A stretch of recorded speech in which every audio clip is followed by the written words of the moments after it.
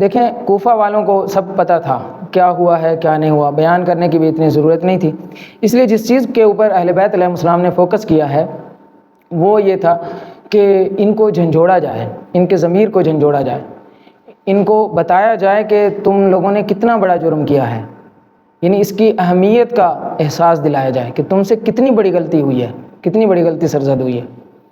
اور اس کے اثرات آپ کو نظر آتے ہیں جب توابین کی تحریک چلتی ہے، آپ کو اس کے اثرات نظر آتے ہیں۔ اسی طرح جناب مختار ثقفی کی جو تحریک چلتی ہے اس میں آپ کو اس کے اثرات نظر آتے ہیں۔ تو یہ جو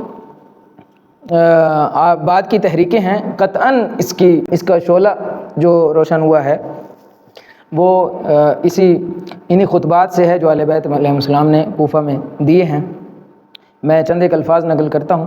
مثلا آپ دیکھیں کہ بی بی فرماتی ہیں یا اہل الکوفہ یا اہل القتل والغدر، اے کوفے والو، اے مکر و فریب کرنے والو، دھوکہ دینے والو، فرماتے ہیں کہ تمہیں پتہ ہے تم نے کس کو مارا ہے؟ فبسلیل خاتم النبوہ، یہ جو جسے تم نے قتل کیا ہے یہ ختم نبوت کا چشم و چراغ تھا۔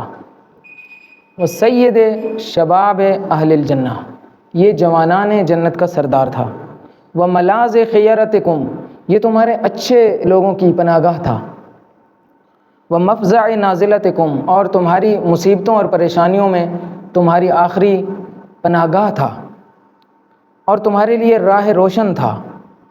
وہ امارت محجتکم خذلتم فبسلیل، یعنی ان سب صفات کے حامل کو تم نے تم نے تنہا چھوڑ دیا۔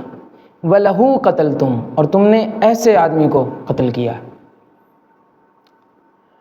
اتدرون، کیا تم جانتے ہو، ای کبد لمحمد فریتم، تم نے محمد مصطفیٰ صلی اللہ علیہ وآلہ وسلم کا سینہ کس طرح سے چھلنی کیا ہے؟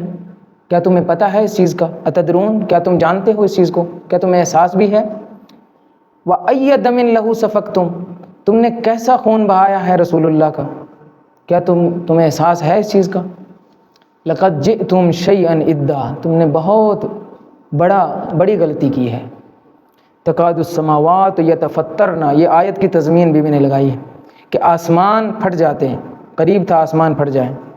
وَتَنشَقُّ الْأَرْضُ، اور زمین چاک ہو جائے۔ وَتَخِرُّ الْجِبَالُ هَدًّا، اور پہاڑ ریزہ ریزہ ہو جائیں۔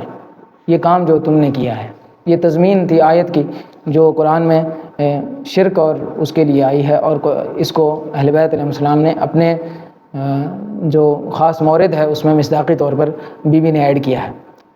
تو اس خطبے کا جو بنیادی مرکز تھا وہ یہ تھا کہ بیان کیا جائے اور اس کی اہمیت کو بیان کیا جائے، اور اس واقعے کے اندر چھپے مظالم کو تذکر دیا جائے کہ تم نے کوئی کام جو کیا ہے وہ عام واقعہ نہ سمجھنا، تم نے جو جرم کیا ہے وہ کوئی چھوٹا جرم نہ تھا۔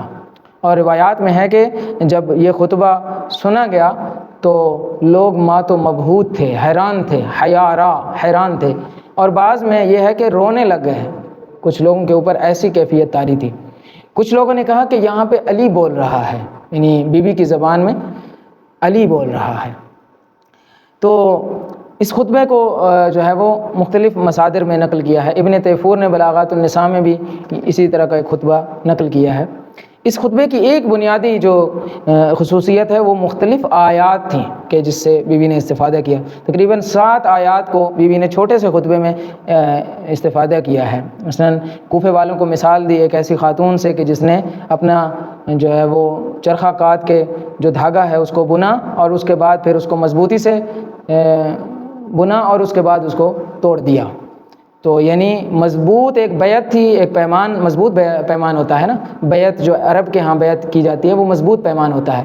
بی بی نے اس کی طرف اشارہ کیا کہ تم لوگوں نے بڑا مضبوط پیمان باندھا تھا، تم نے جناب مسلم کے سامنے وعدہ دیا تھا، لیکن اب تمہاری مثال اس خاتون کی ہے، اس بڑھیا کی ہے کہ نقضت غزلها من بعد قوت انکاثا، کہ جس نے اپنا وہ چرخہ جو تھا اس کو سوتنے کے بعد اس کو کیا کیا، اس کو دوبارہ کھول دیا یا اس کو کاٹ دیا۔ یا اس طرح دوسری آیت سے بھی استفادہ کیا، بئس ما قدمت لکم انفسکم ان سخط اللہ علیکم، اللہ تم پر ناراض ہے، تم نے بہت برا کام کیا ہے۔ فبکوا کثیرا واضحکوا قلیلا، یہ بھی آیت سے مستفاد جملہ ہے۔ اسی طرح ضربت علیکم الذلۃ والمسکنہ، یہ بھی آیت سے استفادہ کیا ہے، یا لقد جئتم شیئا ادا، جس کا ابھی میں نے تذکرہ کیا تھا، یا والعذاب الآخرۃ اخزی، یہ بھی آیت ہے، اسی طرح کلا ان ربک لبالمرصاد۔ یہ 7 آیات تھیں جو ایک چھوٹے سے خطبے میں بی بی نے استفادہ کی، اور یہ وہ چیز ہے جو بتاتی ہے کہ عقیلہ بنی ہاشم کو کتنا عبور تھا قرآن پہ، اور کتنا عبور تھا قرآنی آیات پہ، قرآنی مفاہیم پہ، اور کیوں نہ ہوتا کہ یہ اسی گھرانے کی کہ چشم و چراغ ہیں کہ جہاں پہ نبوت کا پیغام اترا ہے۔